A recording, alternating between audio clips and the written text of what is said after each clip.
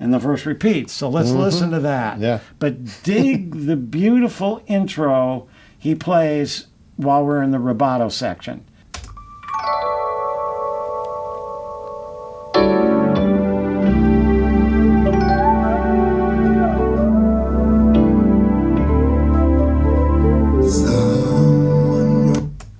Absolutely beautiful what David plays. Just incredibly sweet, delicious chord changes.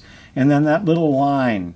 And I can't remember what synth we used for that. It may have been the MS-20, which was used on the solo for Morning, and we'll get back to that later. That synthesizer had this one patch, a piccolo patch, that's just incredible. Okay, so now we've got David up to the verse. I mean, up to the very beginning of the vocal. Let's see what he does there.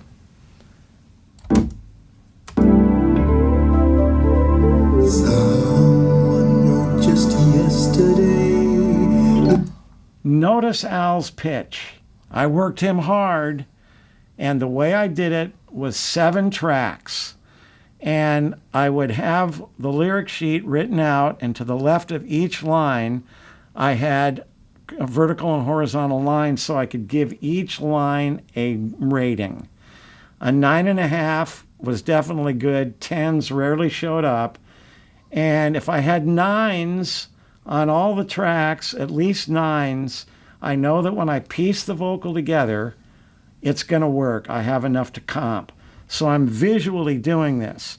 And then if we ever come to a point where I have lines that aren't getting great grades, I'd tell Al what I'd like him to try to sing, what the problem was, or if it was pitchy, I'd tell him if it's a little sharp or a little flat. I'd guide him through that when needed. But it wasn't necessarily needed much with Al. So anyway, that's the story of how I put it together. But now just listen to how good the pitch is as well as the performance. Love's in need of love today. Will there be none tomorrow? Okay, when he goes, no, tomorrow, it gets a little greasy with the pitch. I let that go by. That's human and greasy. It's supposed to be like that. So it's not like I'm looking for auto-tune type pitch. That's a part of the groove. Oh, faded feelings, jaded news. Where's the tender heart that loved romance? They seem so few. Now, on all those long notes, on all the dums in that section, those are money notes. Those notes have to be in tune. So I write Another money these note. words to say, take heart, have faith. I told him to do that curl. Say, that's one of my only vocal licks. Yeah. But I wanted him to do it there, so I told him. And he did, and didn't mind. Gives the character, yeah.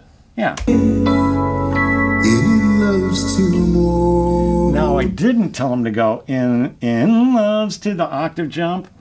Perfectly in tune and perfectly executed. Yeah. Let's go back and catch that again.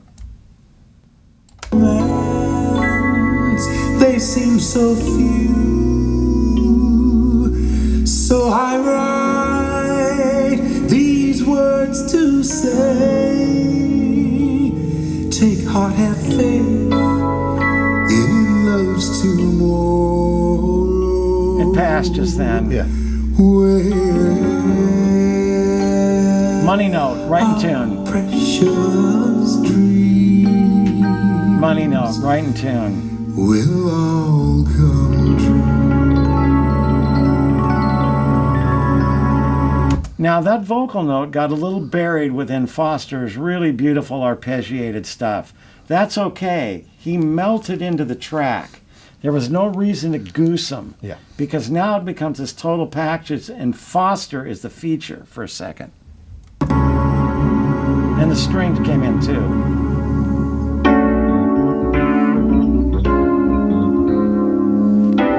Okay, so obviously David's now setting up the groove. We don't know what the tempo is. We're not using a click.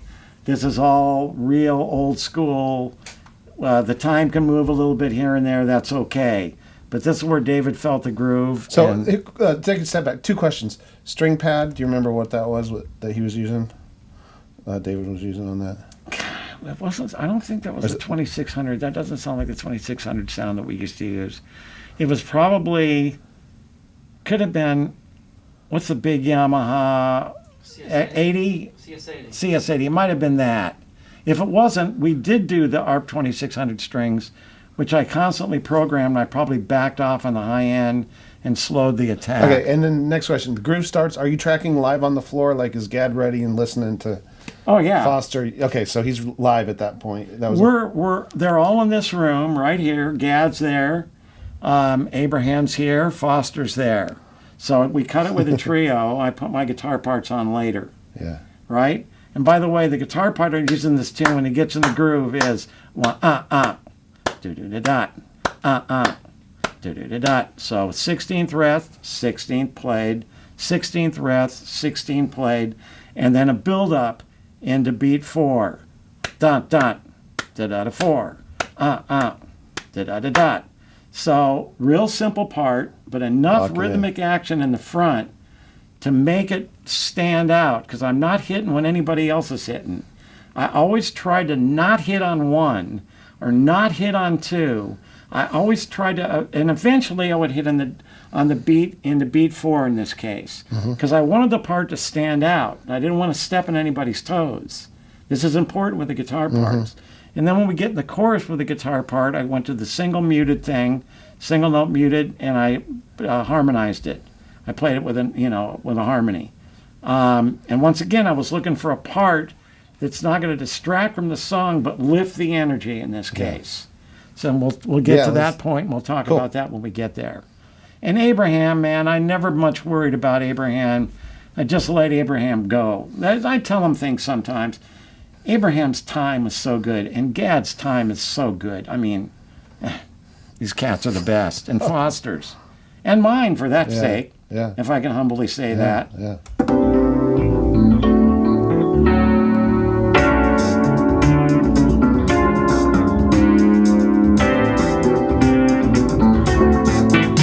Okay, now we went from Foster playing that real pretty delicious Rhodes sound in the front, right?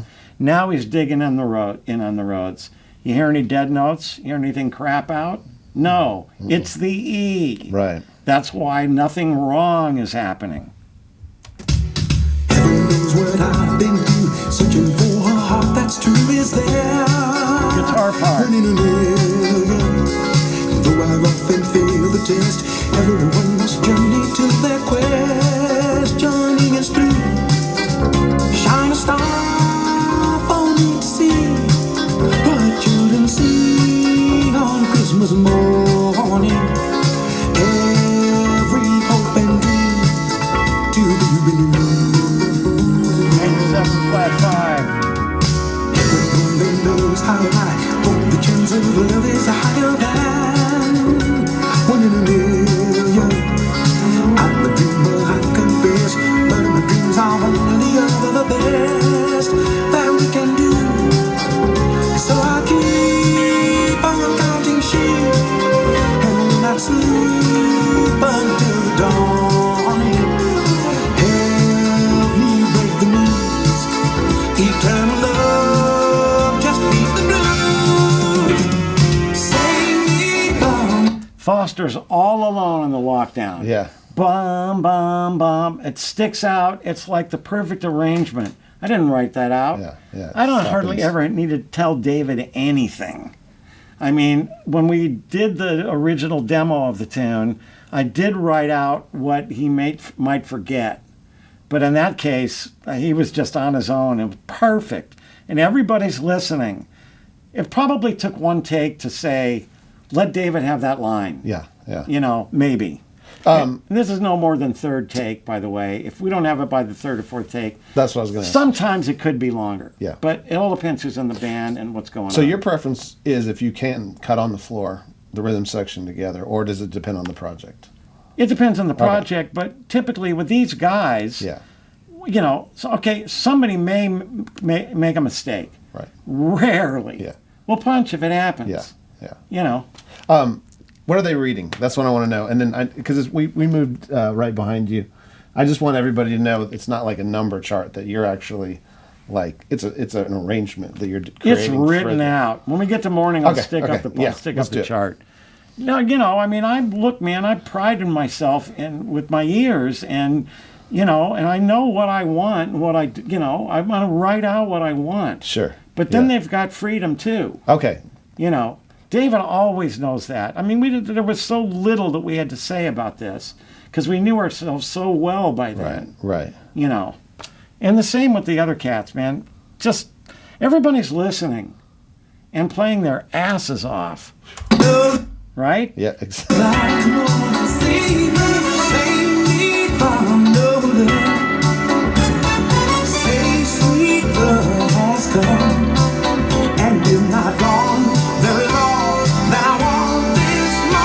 Okay, now let's go listen to the guitar part now. I think that's what it is. That's one of the parts. Let's see.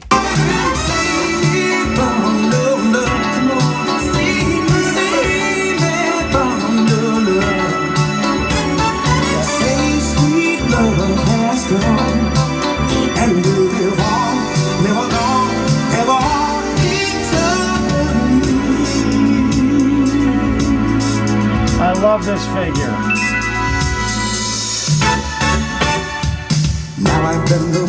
There was a backwards cymbal in there. Yeah, interesting. So what I had to have done was have Steve hit a crash. Yeah. Either that or I had a sample. Right. If I did do that, I'd say, Steve, I'm going to want a backward cymbal here. So after the take, hit it. And then what I'll do is I'll flip the tape upside down and record it backwards, right? And then fly it in if it doesn't match up. Or use echo to do it. There's a bunch of different ways to do it. More on that on the YouTube channel. But so two other questions here. Are you, because that's like one of your classic, vibes there with the part. Is it doubled and harmonized with the palm muting figure? Yes. Doubled and harmonized. Okay. So some of the parts a little bit buried right now, and I vary it a little bit. But once again, notice I'm not stepping on anything. Right. I'm not playing on the downbeat. 1 da da da da da da da da da. Yeah. 4 1 da da da da da da da da. Now I am playing on the beat a few times in there, but I have to because now we're driving the tune, and I got to help with the guitar part to drive it. Yeah. Right. Yeah. And then sorry, I keep interrupting. No. Go At ahead, this David. point, because Jerry comes in. Did you work with Jerry, or did you already have all his parts, or did you guys sit down and go, this is what we're going to do horn-wise later on? How did that work? Jerry is such an incredible arranger that I rarely had to tell Jerry anything. Okay. But what he'd do is drive around and listen to the cassette tape, and when he came up with certain ideas for certain sections, he'd call me and he'd sing me the idea. And I go, that's good. Sometimes I go, hey, let's try this or that. And I work these guys hard. Yeah. But listen how tight they are, and listen how in tune it is. And we had a listener question, too, right on that. He said, ask him why he chose to use trumpets and trombones and the horns on Giro and no saxophones. That's a very good question. He's Because listening, right? I didn't like the blend of saxes with brass. I wanted the punch from brass. Every once in a while there'd be a sax, like on Turn Your Love Around, there's a sax in the section. But, man, I just want that explosion of the brass. And if you heard how loud these cats played, I used to play trumpet for a while when I was young. Saxophone and flute. I tried to learn all the instruments just for the fingerings, for arranging. Mm-hmm. But one day I opened the sliding glass door when they were sitting, they were all on this riser right behind me, and they were running apart. And I opened the door right in the middle, man, when it was loud as hell. I'm like, blew me back out of the room. I love this. This is stuff I don't think you may have talked about it before. But No, I've never gotten into this detail. We want to get in your mind. This is it, Dave. This is the perfect thing, man. Yeah. Perfect thing. I'm good with this. This is your legacy. It's the pinnacle, man. It's like pop music doesn't get better than that. It doesn't. No. I'm trying to do this best without hitting my dig me button. No, it's bro. hard to not to, but I'm just trying to do my best so it doesn't look too egotistical. You did it though. Like you can brag about it. It's just me. To me, it's just me. But this shit doesn't happen anymore, and we'll get into that. Why not? Maybe Yeah, there's not well, of another course. Jay Graydon. Who knows? But Right. Well, the reason it doesn't happen anymore is because the record companies have to approve everything, and everything's tested for a demographic. yeah. Anyway, we'll do that. Again, girl, I need a helping hand. Are you one in a million? People leave without goodbyes. So we're back to me now on rhythm guitar, Out of the Way. But you hear the little flick it gets to kind of add a little bit of an attitude. Right. 16th rest, 16th, 16th rest, 16th. So one, da da da da, da da da da, da da da da. And I'm swinging it a little bit, Right. even though this is kind of straight 16th-ish. Anyway, that's the key to the guitar part.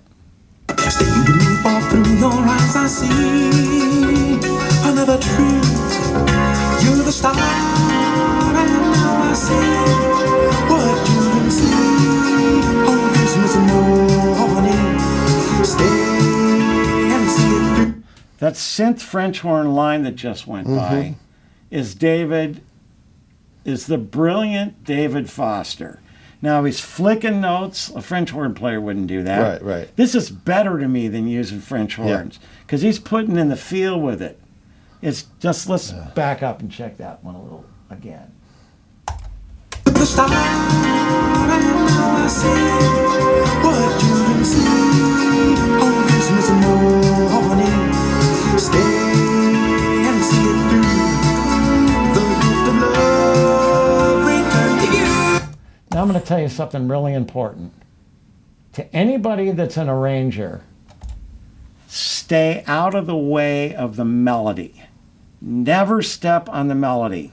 If the melody's going up, try to go down if you can, but if it does need the lift go up, you can walk through the melody, but don't stay on the melody note for very long. Just get away from it. This is a quote from Johnny Mandel, but I always knew it intuitively, but I'm glad he said it. One in a million. People leave without goodbyes. Stay with me, all That's through gonna your come eyes up I now. see another truth. French horn You're line. the star, and now I see what you can see No melody. on Christmas morning. He only hit the melody on the morning without. Okay, that's okay just for a Yeah, a little second. hint and Now he goes goes down and Al goes up to set up the chorus. Let's check that out. You're the star, and now I see what you can see on Christmas morning. Stay Down, Al's up. the gift of love returned to you. Save from no love. Okay, now on the downbeat, listen how tight the whole band is. What you can see on Christmas morning. Stay and see it through. The gift of love returned to you. Save from no love. Save Yeah. from no love. Say sweet love has come and it is not gone. There is all that I want this morning. Save from no love. Save from no love. Say sweet love has come and we'll live on, never gone, ever strong eternally.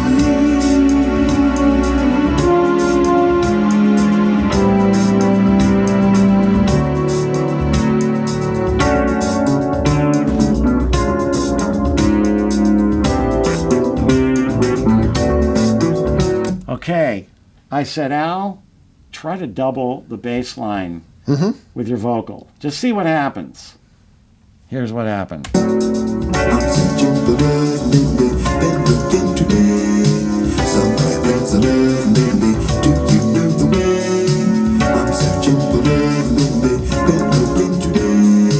Somewhere there's a love, baby, do you know the way? Save from no love, come on, save. Okay, for the out chorus now, just focus on the horns this time. And just listen to how in tune and how tight and how great they feel. I ran one of these parts of the Amazing Slowdowner about 2 weeks ago when I was writing something out for another tune. And even in the Amazing Slowdowner, it swung and was perfectly tight and in tune. Wow. Just ridiculous. These guys are ridiculous. Jerry Hay, Chuck Findlay, Gary Grant, Bill Reichenbach, Lou McCreary. Just ridiculous. And they're funny, dry cats, dry humor. And even though they gave me shit, here's I give Jay shit story. So Chuck would say, I'd say, close, cats, let's do that one again. And we'd always do a part and then immediately double it. Do a part, then immediately double it. So they have the same feel each time. You know what I mean? But since we just did it, instead of starting from the beginning and trying to get them to think of just the way they just grooved on that pass, right? So Chuck would say, oh, Jay, man, what was wrong with that part? And I go, there was nothing wrong with your part, Chuck. Let's do it again. And I was right. I can't get into the story any further. Right. But trust me, it wasn't Chuck, okay? Somewhere there's a love, baby. Do you know the way? I'm searching for love, baby. Better looking today. Somewhere there's a love, baby. Do you know the way to save me from the love tomorrow? Save me from the love. Say sweet love has come, and in my wrong there is all that I want this morning. Save me from the love, save me from the love. Say sweet love has come, and we'll live on, never gone, ever on forever. Save me from the love, come on, save me from. I just caught something that I never thought about. I'm sitting right on the time. I'm not pushing it. David's kind of shoving the time, but I'm laying on the time to just kind of make it feel like it's not popping too hard, and I'm not trying to force anything to rush. So when the guitar parts end the phrase, you're going to hear that I'm not edgy. I'm just right on the time, if anything, a little back.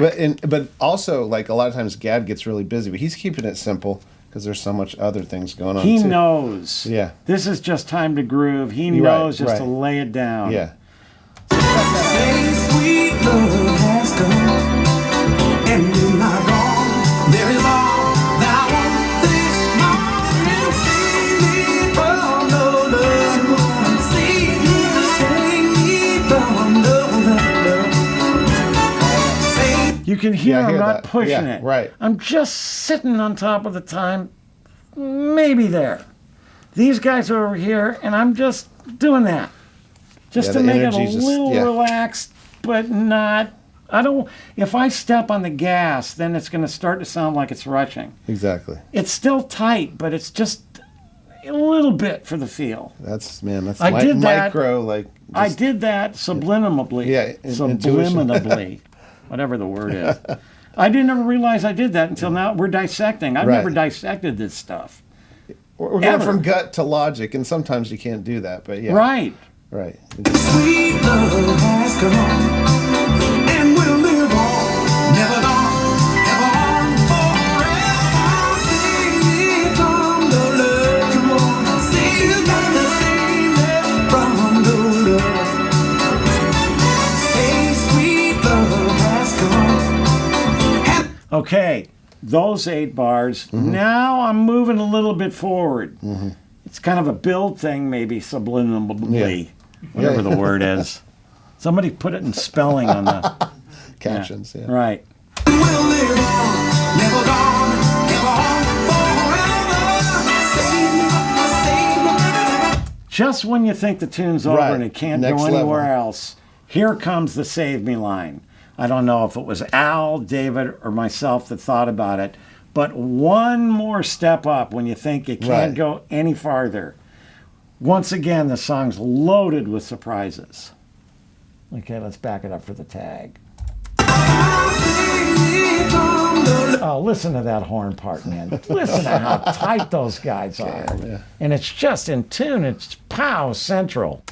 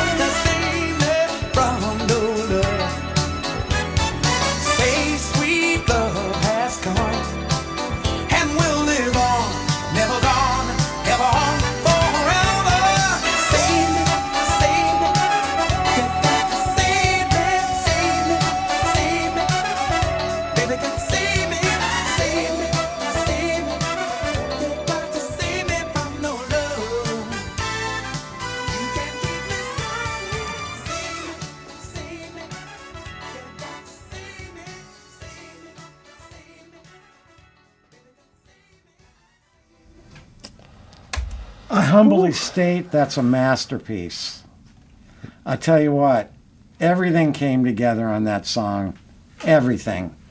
Now, I worked everybody hard. Every singer will tell you that I worked them too hard. They wouldn't tell me typically, but they'd let it be known to everybody else. Mm-hmm. And even the horn players. And my answer to all of them was, listen to this record in 30 years and tell me what you think. Was it worth it? Was it worth the fact I worked you hard?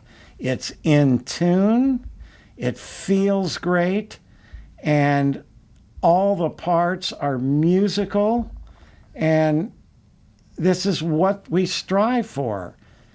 Yeah, I'm not looking for loose. I'm looking for tight, but feels good and is in tune. And I'm looking for the vocal feel. I'm looking for great pitch. I want it all. And with the right players and the right singers, I can get it all. And that's what I do. Anyway, man. So when I hear this now, I mean, listen through headphones or whatever. Man, I think this is topping Thriller. Was this the year that you were against Thriller? Sonically? Yep. Sonically. Yep. And rest in peace, Bruce. We love you. No, I know. This is the sonically, best. What do you guys think? I don't know. Great, yeah. It's the best. I think yeah. It's like a kind of blue in a different genre. Yeah. It's a significant. This was the peak of the era. Yeah. Can we talk about Morning? Yeah. Well, two more questions on that, because was this no, this wasn't the best engineered. We covered that because. No, I never won for that. So did you engineer part of this or all of that, or? I engineered everything. Damn. Okay. Tracking dates and all the overdubs. Was that on the Neve, or was that on a different console when you were? It was on an MCI 578. Okay, I just want to talk about tones for a minute, because you've discussed this in some interviews. 528.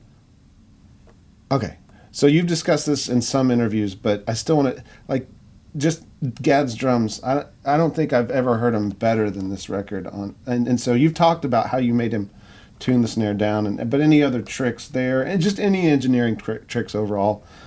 Al's vocal is so clear, the reverb you used on it, anything there that comes to mind. I know we can go down rabbit holes forever, but in the shop, yeah, there's a picture on the wall of Gad's drum head, and it might have been from this session. Right. And I said, Steve, you got to change the snare head. It's like beat up, it's worn out. Right. And my nickname's Jake the Rake, or Jake or Rake. Yeah. And so he says, yo, Rake, it sounded good out here. Yeah. Well, it sounded better after we replaced the head, but I kept it just for laughs. Right. And I sent him a picture of that about 6 months ago, just for laughs. But no, I mean, I was into having the snare tuned down.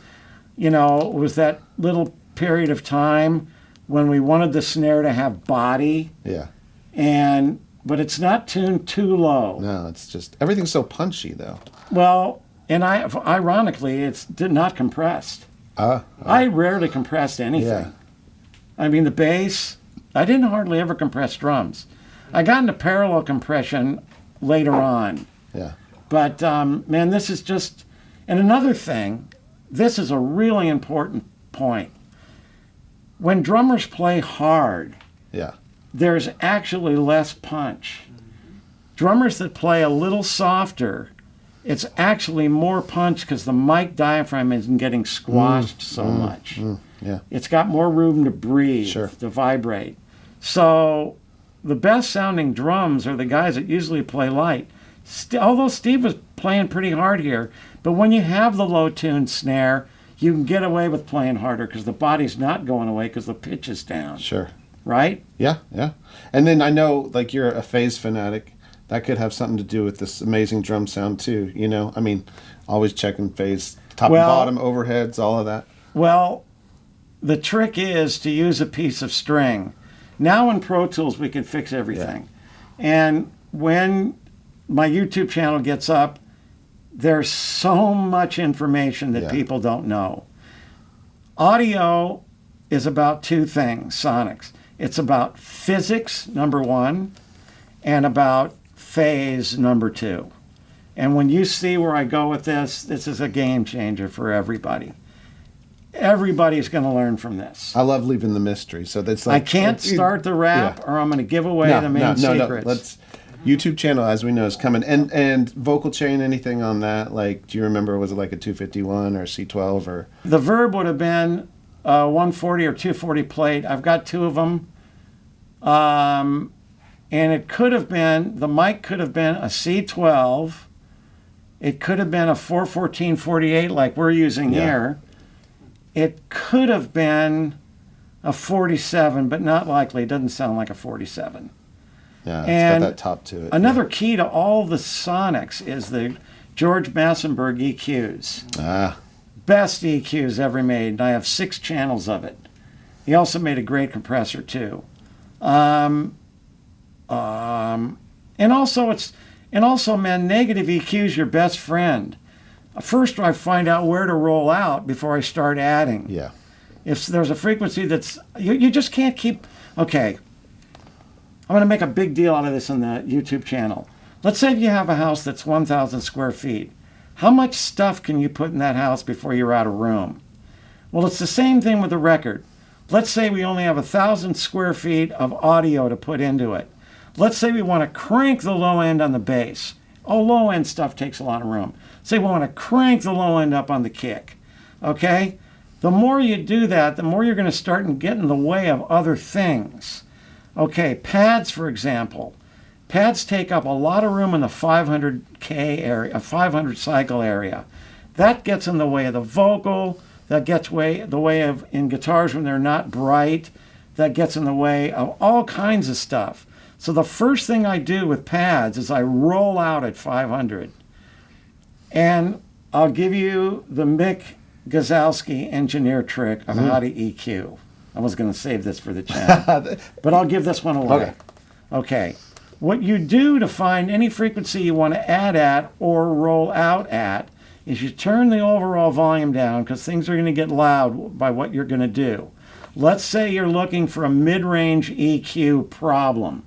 For example, on the pads, I know that I ended up at 500, but what I'd do is I'd crank the gain up on the equalizer like 10 dB on that frequency. On a 4-band EQ, that would be the second band. Okay, so I crank, all the others are no gain, no minus or plus gain on any of the other frequencies, just this mid frequency.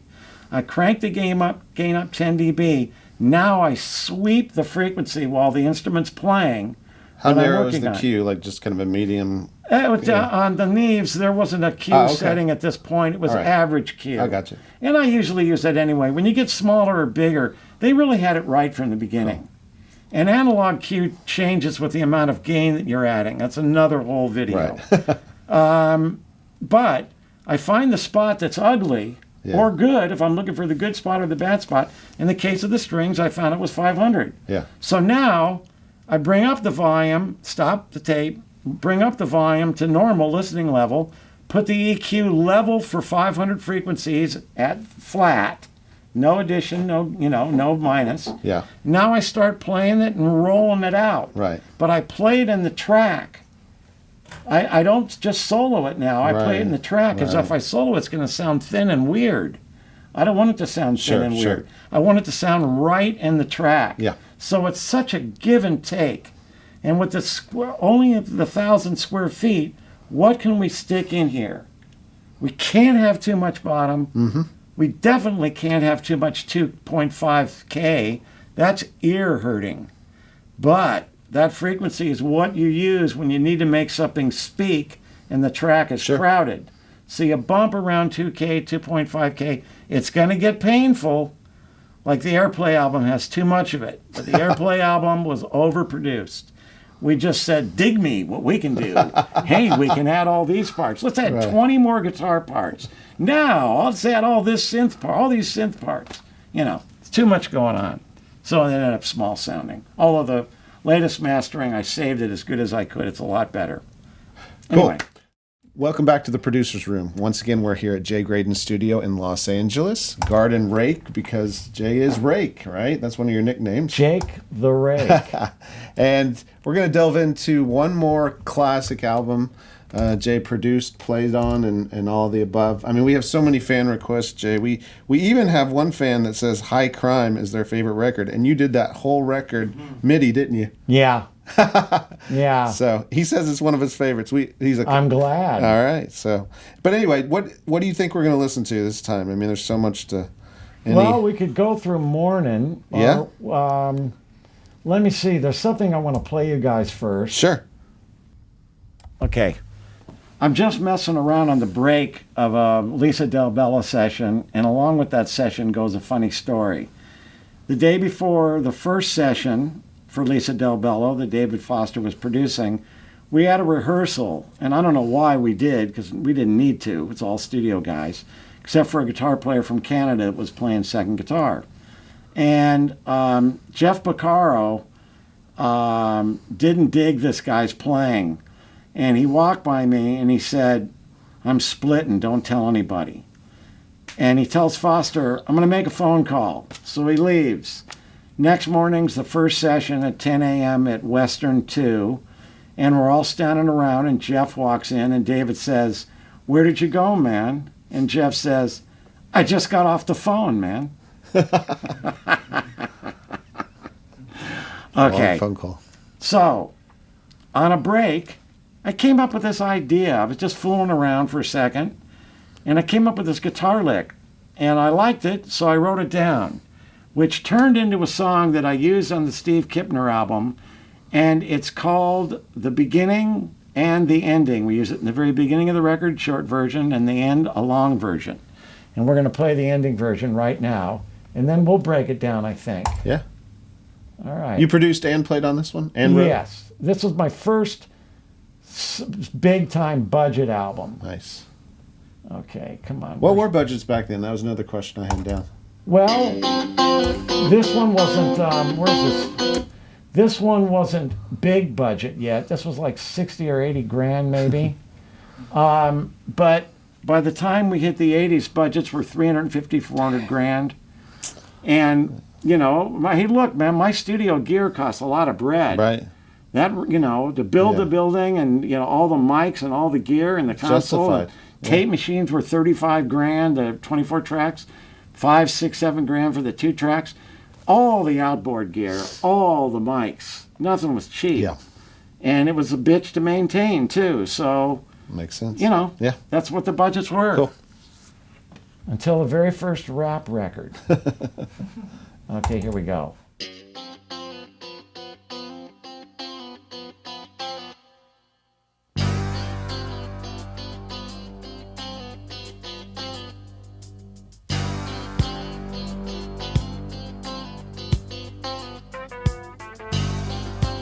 That's not the E. The music's ringing in my ears, vocalizing to this microphone.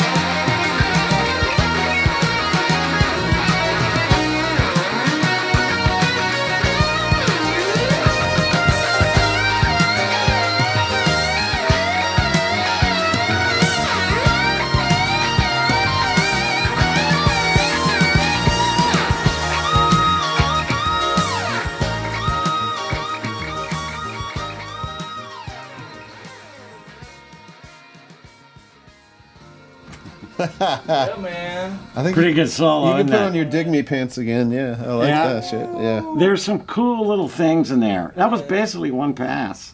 I may have punched somewhere. Yeah, man. And I was in a Feeling it. weird spot mentally. I was like, wow. Anyway, okay. So the guitar choir thing. Wire choir? Yeah, wire choir. So you were the first, that I know of to do that, right? I mean, you could say someone like Brian May or something, but I mean, some other guys were doing it, but I became noted for it. And then when I get called to do overdubs and I'd find little parts and tunes, in the songs, I go, well, shit, let me just see what happens if I stack it. right. And the one good thing about doing that is that the harmony, first of all, you got to figure out which is going to be the melody. The first part I play, is that going to be the middle part or is that the high part? And when I start playing this stuff, I used to write it out, but then I got to the point where I didn't need to. But what happens is the fingerings can get really weird. Like on the solo and After the Love Is Gone, or I think it's that, or I can't remember which one, but the fingerings can get really strange. Yeah. So it's good practice for playing other lines. And bends can get weird because all of a sudden you're trying to bend with your second finger that was originally a Right. bend in the third finger, and man, it's like work. Yeah. But I got good at it, man, because I did it all the time, and it became second nature. Yeah. I play that on a lot of records, So, yeah, I mean, that's just a signature to you that makes you unique. You get the calls. But that solo, is it me or did the energy level like go up twice from the song when he came in and started soloing? You know what I'm saying? And then you're melodic, you're staying kind of on the extensions there, but you also have chops and moments. But again, we're putting logic to your gut, what you were just feeling. I'm playing flowing. what I heard. Yeah. I wrote these changes intentionally so I wouldn't play stock stuff. Right. And I just made myself have to go for it, I mean, the more chords you give me to play on, the more interesting it's going to get. Not changing every beat, but Yeah. take me somewhere, man. Make me go somewhere. So I made myself go somewhere. Yeah. With a harmony. Without even thinking about what I was going to play solo-wise. Wow. And this is the tune where the ows never go away. At the end, the last line of the tune is Steve says, and the band's going to take it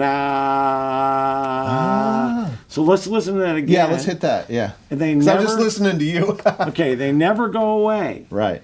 I punched in because on analog you can't punch on a track unless you're punching in a sibilant spot or it'll click. Right. So I'd only punch in on kicks or snare hits. So it would be hidden by that because I knew the drums were Smart, going to be yeah. forward.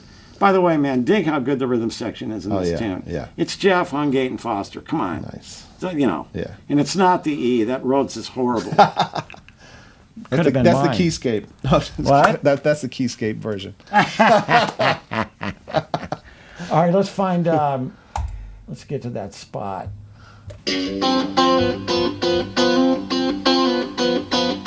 What do you think about that guitar part, Cameron? It's cool. What's the chorus on it? Is that your CE1? I don't know. Let's listen again.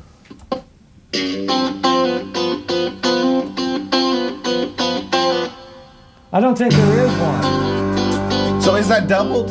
Is it just double? No, I it's can't- not doubled. Okay. Sounds like it's got something on it. Yeah, it's something. It's got something light on it, Or we're using the harmonizer. It could have at been that a point? harmonizer. Harmonizer kind of. Would it have been like a 949 or a 910? I have the 910 and the 949 sitting back Oh, there. you do. So like the Knopfler kind of thing where you're the double stops and it's all with your fingers or it's with the pick. Let me Fingers. grab a guitar Jay, real one quick. thing I noticed, like on your track, you always do dyads. You're always doing a lot of times on your comping. It's always B G string, chord tones, color tones. A lot of times. The top three or The top four. 3 strings, yeah. Well, you know why? Because there's a bass guitar. Cuts in the mix. The bass has got the low All right. end, and He's thinking like an arranger. Right, Like he's exactly. thinking like a songwriter arranger. I think that's any good studio musician. I've learned a trick. Since I started getting older and not playing enough and get sloppy, I put pieces of foam rubber on the C sharp fret way up high in the neck, so I can pendulum stroke the strings and not set off the low E. I can mute the low E with my thumb, but I can't get the A deadened out enough. When I was doing record dates every day, no problem. You know, but when I stopped doing that kind of playing hardly at all, it became difficult. In the last 5 years, when the whole neurological thing started happening. So I just stick foam rubber between that string so I can deaden it out and do it so they don't ring. Let me show you that part. By the way, Steve Vai's a very good friend of mine. I noticed that you had his head and... That's the best sounding amp I've ever heard in my life. The Legacy? Unbelievable. That's your favorite amp? Buy one. I have one. Good. That model? I actually have that same one. Good. Yeah. Don't get rid of it. Okay. Buy more. That's my signature amp, and Rivera still has parts to make maybe 4 or 5 more. And that was designed mostly for live because I was going on tour at the time. But it's good for recording. It's the sound I like. It's got that sweet mid-range thing. If we ever did another one, it'd be 100 watts. That's only 50 because for live it was way loud enough. So the lick goes.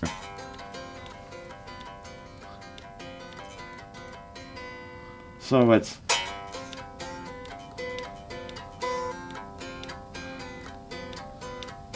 The time gets turned around for 1 second.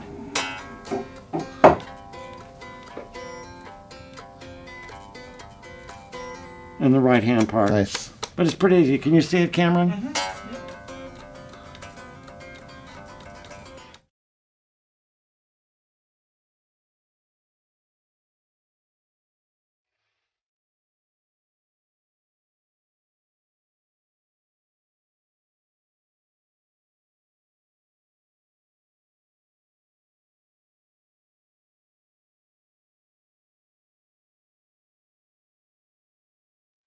Crank up the echo, pull down the gain.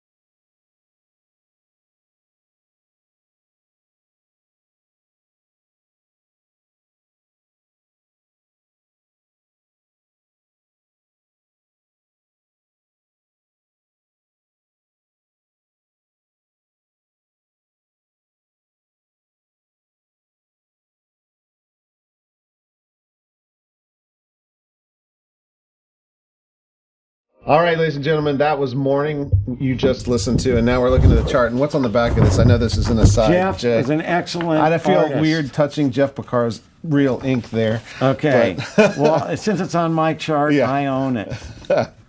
And he says, "God eyes, man." And in jazz talk, that means, "Are you holding?" Ah. Or he is, and they're going to go cop. So let's take it as hipster as we can. Look like these cats were like looking, man, to like cop a buzz, dig? I originally played the guitar part as one part. That's how the song started. David and I were writing for his solo Japanese album, and it was instrumental stuff. I don't know if there was any vocals on any of the songs. And I played the part on 2 strings, rocking back and forth between the notes. So when we did it on the Giro version, I go, wait a minute. I'm going to play it as 2 separate parts because it'll sound better, which I did. And that's how the song started. So I played the lick, And David starts messing around and just playing a melody. And then when we got to I think we were in B flat originally. And then when we got to the F minor chord, F minor 7 chord, I don't know if David went there or if I said, let's go to F minor. I can't remember what happened. But the whole thing the best thing I can tell you about this track is when we recorded it for Al, I knew that the highest note was high A. Now, he's a baritone, and most baritones can't sing a high A. I knew he could squeeze it out.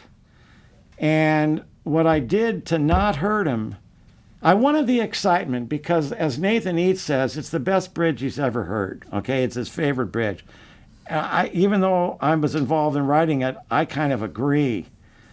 Without hitting my dig me button, I'm trying to be cool here. No, we were just talking about that before, so I totally agree. I don't know a better bridge. Oh, sure musical, man. Yeah. And of course, David's solo. He doesn't think he's a jazzer. He's out of his mind. I don't know how he has like it's such the taste of it. And he also is laying back, and at the very end, he's playing across the time, laying back. He's on the backside. And by the way, the night we did the solo, and it's on the Yamaha CS20 piccolo patch, Jerry Hay was around town, and David didn't want to spend the time writing the solo out because it was originally in B flat.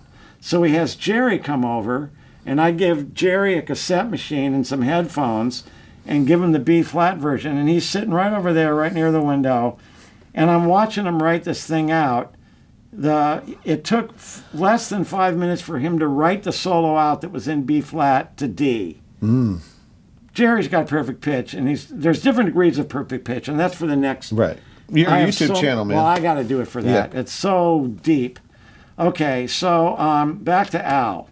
So for the high A, I said, look, I know you can sing this in full voice. I've heard you do it.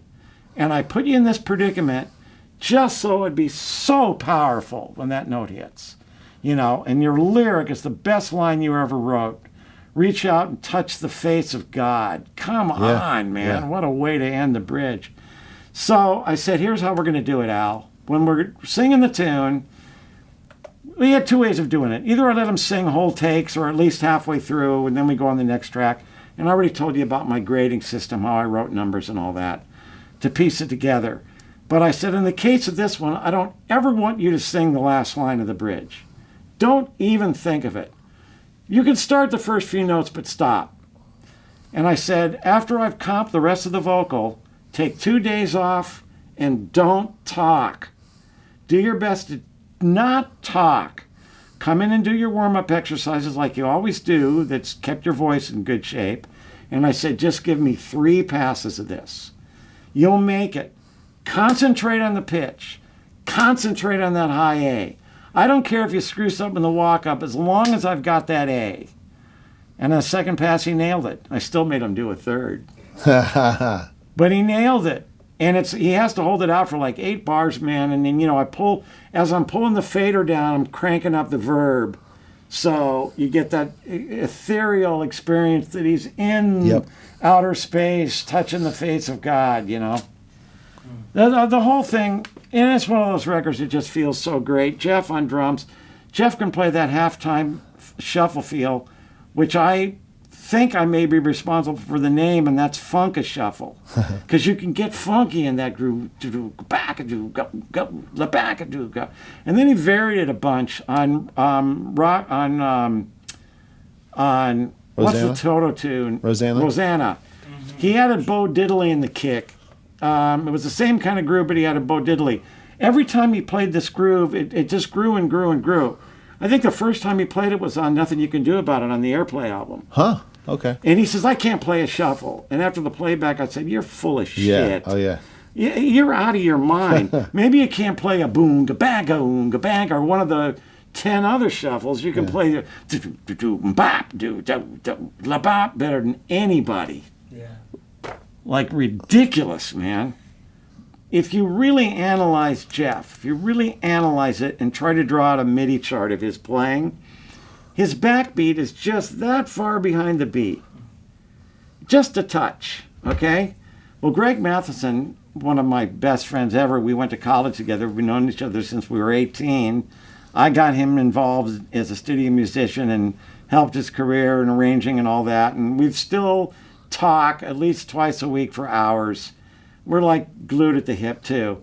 Anyway, Greg's got excellent time. And he noticed that when Jeff was laying back, he was on a record date, and he started laying back with Jeff. And Jeff walked up to him after that take and says, "Don't you ever do that again." He says, "Let me put it on the backside. You play straight time. Let me do that. That's why it feels so good." And then when Greg said that, I said, "God, you're right." So calculated. Yeah, you wouldn't. Also, on After the Love Is Gone, on the we never got around to this. We'll get around to that tune next time. Yeah.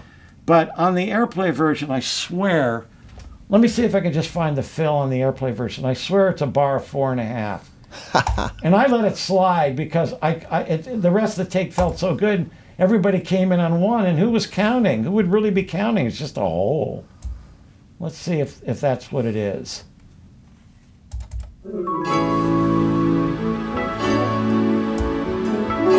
Completely different intro.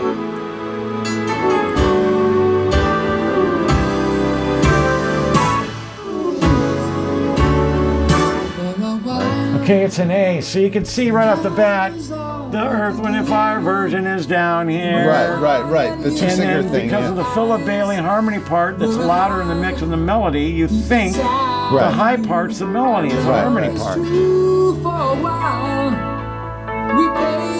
Okay, let's find this.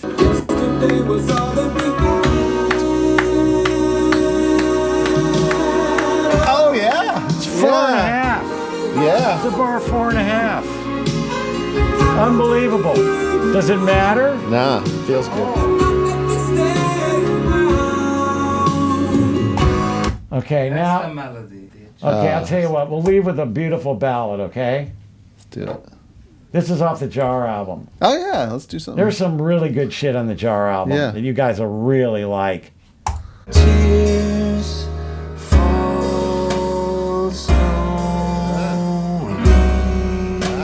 down. Dig that. Worlds apart, like the stars above, light years in between them. They're joined, heart to heart. They long to be in each other's arms. How can it be when their worlds apart? Like Steve Bishop. Yeah, a little Stephen Bishop in his voice. You played on those records too, right? The Stephen Bishop. Yeah. You heard a little in his voice, yeah. I think he's on Save It for a Rainy Day and all those. Yeah. You'll like the solo.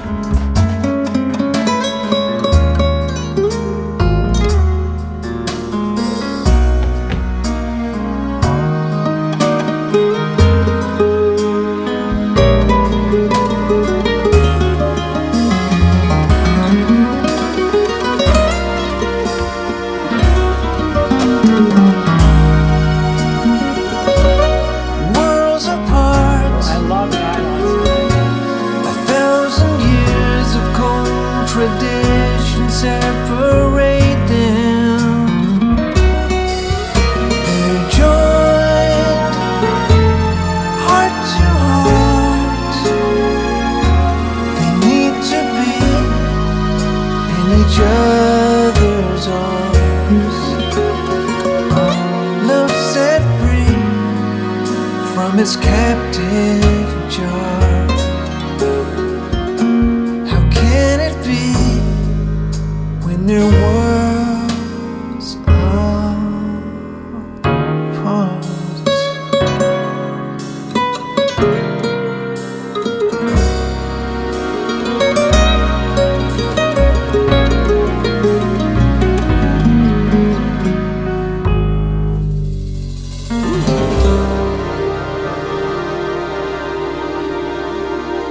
Pretty tune, huh?